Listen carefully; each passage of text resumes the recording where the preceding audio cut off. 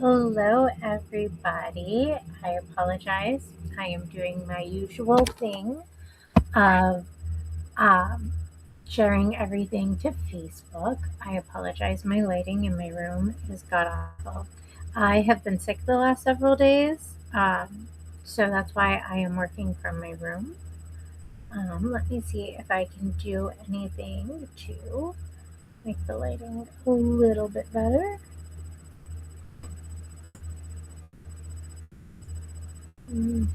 Not the best, but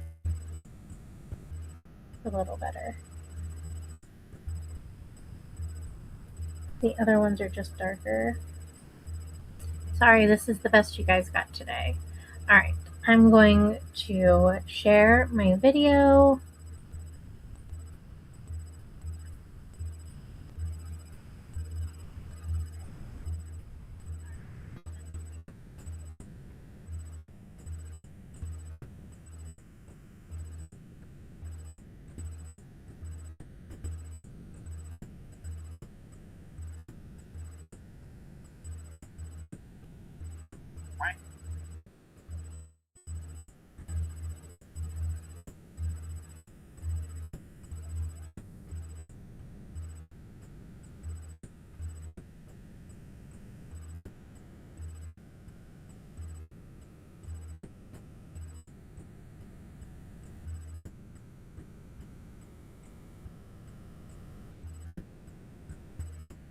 All right. Sorry, my @followers on my phone on mobile, for whatever reason, does not want to work anymore. So it's fun.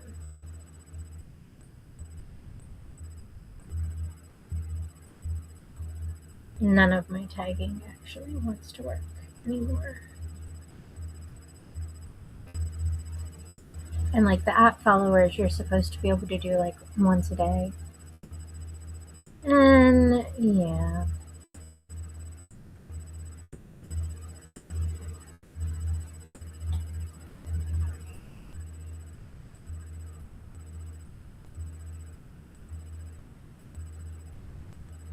Highlight will work though. I don't know why.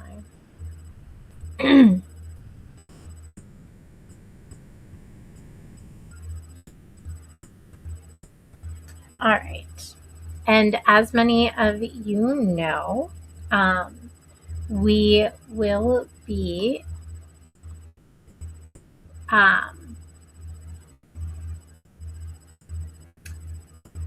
we'll be here roughly an hour. We will be sharing the problem with business. This week we are focusing on a 2-week safety net.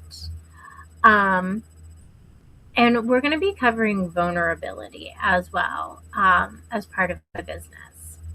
So the whole goal for today, and I greatly apologize because I know this isn't the normal setting. There's usually way better lighting.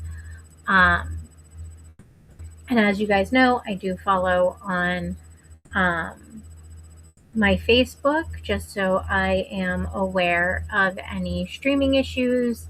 I do also manage a lot of my comments from Facebook right now, while my Wave can utilize all of my chats.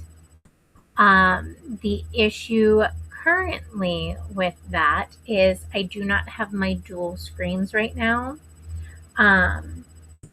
which reminds me, I need to grab my PayPal link for everybody. So I apologize. Give me 1 second, and then we will hop into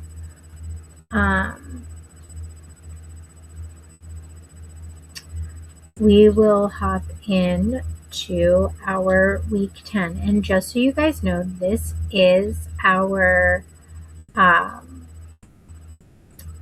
final week before I'm pulling up my PayPal. So this is our final week before we end this particular series. So this particular series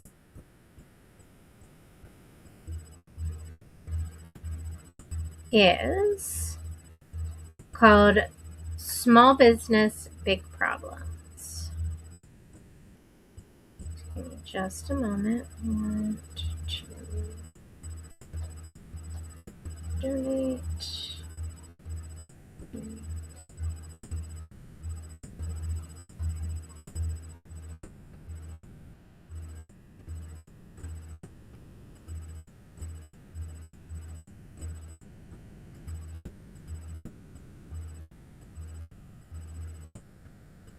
All right. And just so you guys know, Ray Lynn Zelinsky is also me. I try to intertwine the two as much as I can so everybody is well aware.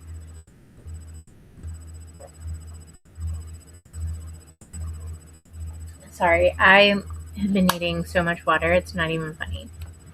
All right.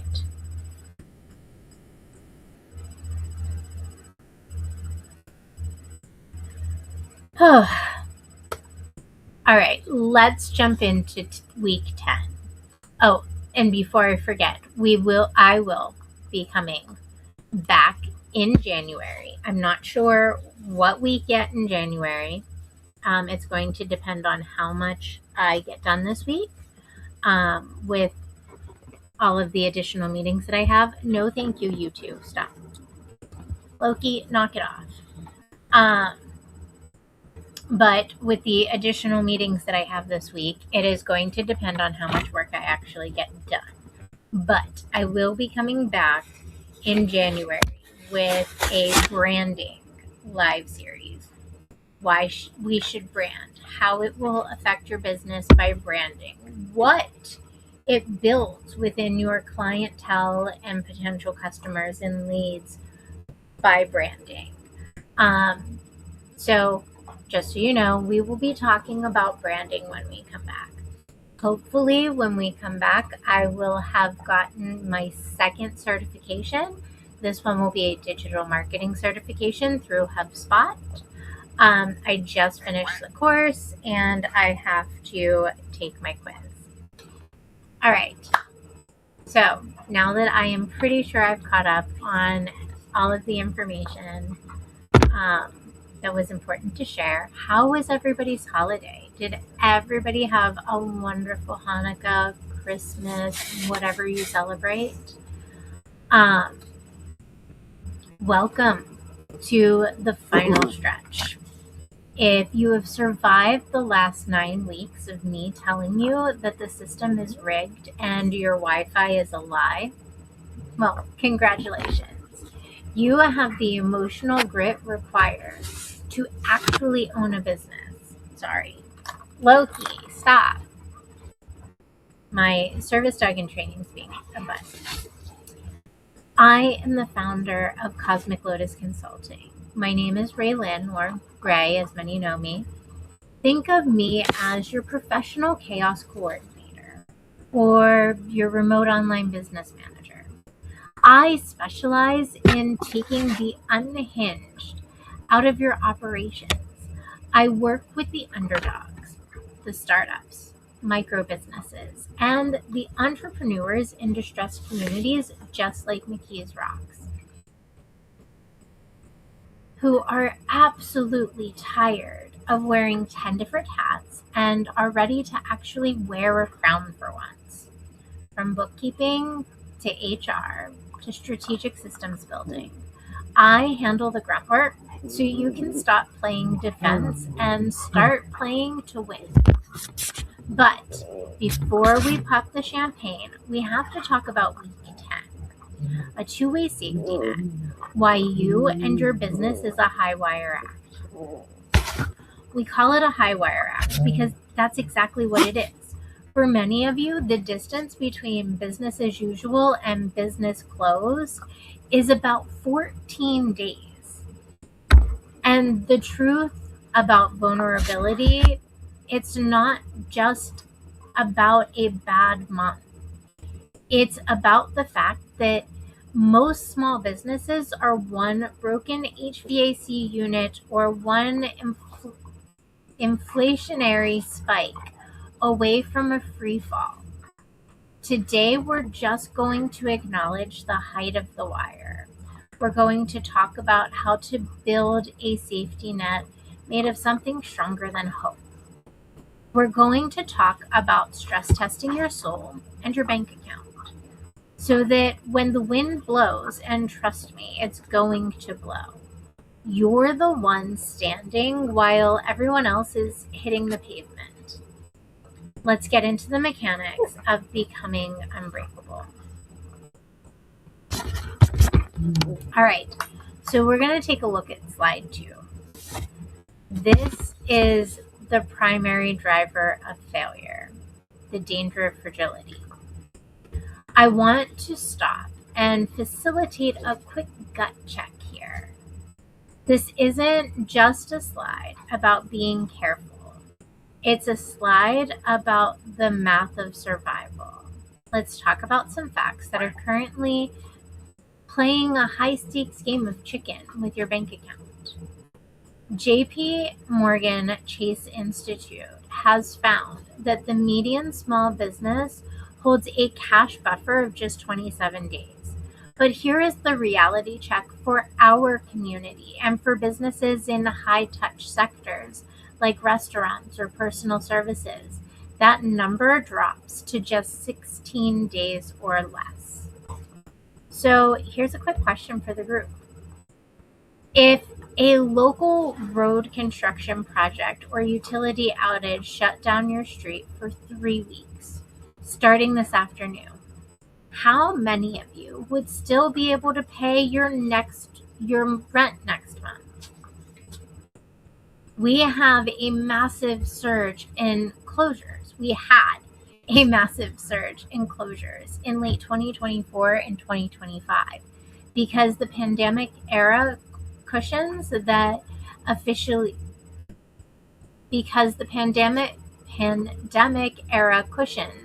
had officially evaporated. Data shows that firms in distressed areas were 10 times more likely to rely on temporary government grants than on the internal profit of their safety nets. When the free money stopped and inflation hit in its 2025 peak, the businesses that didn't have a plan beyond hope just simply vanished. How many of you actually know your real revenue? That is, your profit after you account for the fact that your suppliers raised their prices by 18% this year. If your expenses went up but your prices stayed the same, then you didn't break even. You effectively lost an entire month of revenue to the economy. Here is the heartbreaker. 38% of businesses fail while they're technically profitable. You can have the best sales in the world, but if that money is sitting in an accounts receivable folder and not in your bank account, you are functionally insolvent. Liquidity isn't just a fancy finance word. It's the literal oxygen of your business's lungs. If your biggest customer or client forgot to pay you for 60 days, what will break first? Your business, your credit score, or your sanity? I'm not asking these questions to be negative. I'm asking them because fragility is a choice. You choose to be fragile when you ignore the data. You choose to be unbreakable when you start building systems that don't care what the economy is doing. Let's look at how we start building those systems. I apologize to my mobile users. There are just some things I cannot always fix when it comes to the PowerPoints. I try to make all of the fonts at least 16, but some of the slides just don't quite squeak it. So I apologize. All right, we've looked into the abyss of fragility. Now let's talk about how to become the monster that stares back. We're going to be talking about our action steps. Building an unbreakable business. Sorry, I've got the dog being a butt. This is where we move from surviving the week to commanding the decade. I am going to give you 3 structural pillars that separate the legacy brands from the cautionary tales. We're going to talk about strengthening your financial planning. You need to stop looking at your bank account and start looking at your stress test. In 2024, a survey by the National Federation of Independent Business, the NFIB, nearly a quarter of all small business owners cited that inflation was their single most important problem. Yet, fewer than 10% had a written scenario plan for a 15% increase in supply costs. You shouldn't just hope that the storm passes. You need to know exactly which switches to flip when the power does go out. If your revenue dropped by exactly 40% tomorrow morning, do you know to the dollar which expenses you would cut first? And exactly how many days that would buy you? If you have to think about that for more than 5 seconds, you aren't prepared. You're just lucky. We're going to also next talk about diversifying revenue streams. We call this the Hydra strategy. In biology, a single point of failure is a vulnerability. In business, it's a death sentence. Research from the Journal of Business and Venturing shows that micro businesses with at least 3 distinct revenue streams, think product sales, service contracts, and digital assets, are 45% more likely to survive a localized economic downturn. You need to stop being a specialist in a dying market and start being a solution provider across multiple markets. Ask yourself this: if your best customer decided to move to Hawaii and never called you again, would your business still be a business, or would it just be an expensive set of empty chairs? Lastly, on this slide, we're going to talk about leveraging technology for risk management. It's 2025. If you're still relying on a gut feeling and a coffee-stained ledger, you are bringing a spoon to a drone fight. A 2025 MIT Sloan study found that firms using real-time KPI dashboards are able to identify and pivot away from supply chain disruptions 14 days faster than their analog competitors. In our world, 14 days is the difference between keeping your staff and locking the doors. You need technology that alerts you before a disaster happens, not a spreadsheet that documents the funeral. This isn't just admin work.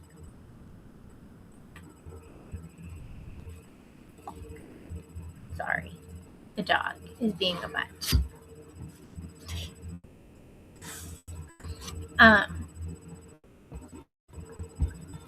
This isn't just about admin work. This is the architectural longevity.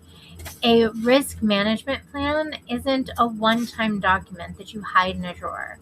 It is a living, breathing commitment to the fact that you refuse to let an external force decide your destiny.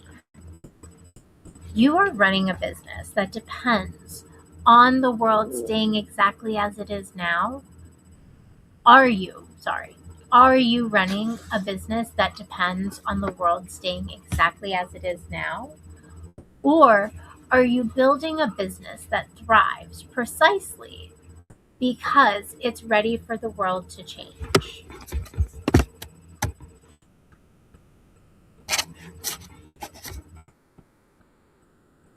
All right, now we're going to talk about slide 4, which is where we start getting into a little bit more about our action steps. So financial planning, because vibes aren't an asset class. If your financial strategy currently consists of praying that the HVAC doesn't break, then you aren't running a business. You're running a charity for Murphy's Law. We're going to talk about what if everything breaks test. A study of over 600,000 small businesses found that those who survived in 2020 lockdowns didn't just have luck, they had liquidity. We're talking about stress testing. I want you to look at your revenue and cut it by 50% in your spreadsheet. Does that screen turn red? Good. Now, figure out how to make it turn green before it actually happens. We're going to talk about the Holy Shit Fund. You need a cash reserve, and I know that capital is tight, but you know what's tighter? The handcuffs of bankruptcy. We are aiming for the sleep at night number. We want to have our financials in the green. Now we're going to talk about the choose your own disaster. With scenario planning, prepare for the slow decline, the sudden catastrophe, and the unexpected boom. Yes, even success can kill you if you aren't liquid enough to scale. Don't be a victim of circumstance. Be the person who saw the iceberg. Loki. Sorry. Be the person who saw the iceberg and bought the boat company.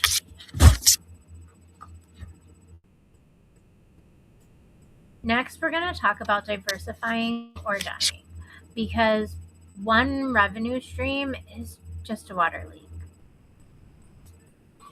Omni-channel marketing and being in multiple places at once appeals to a much wider audience, and it allows you to be exactly where your target audience is.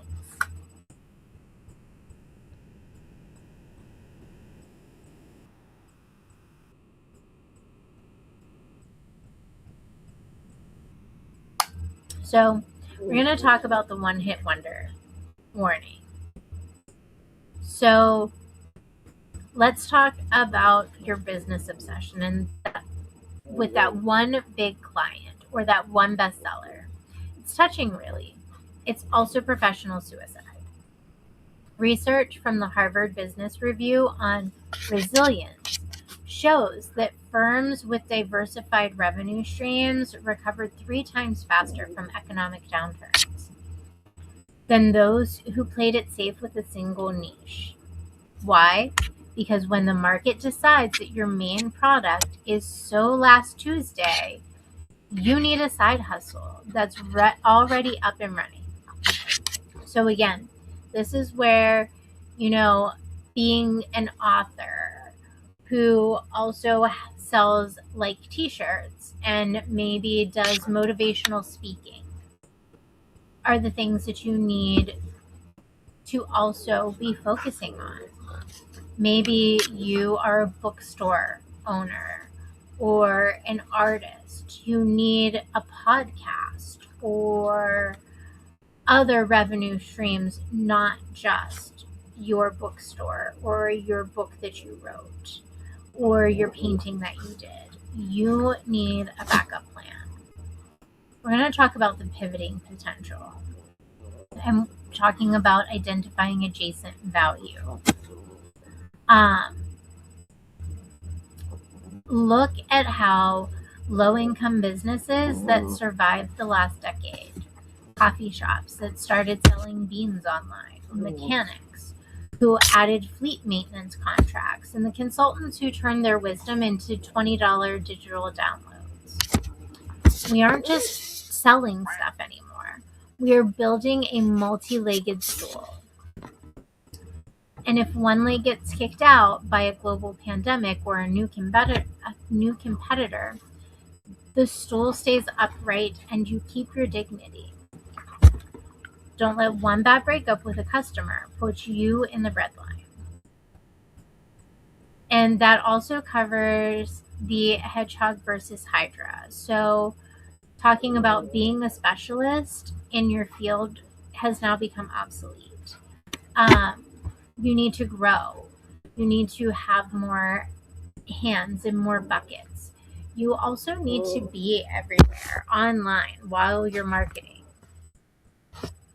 You need to have email revenue. You need to have social media campaigns. If you're a B2B, then you want to be on LinkedIn and Alignable. If you're a B2C, you want to be on Instagram and TikTok and Facebook. Loki! Sorry, my dog is being a pain.